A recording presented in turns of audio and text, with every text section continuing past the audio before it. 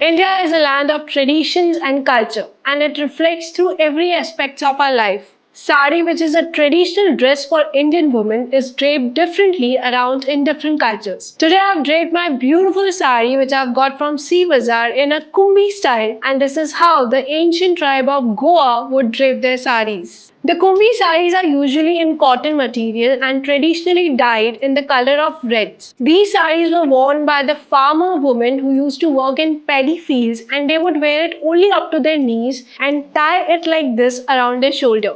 So today let me teach you how to wear the sari in the Kunbi style.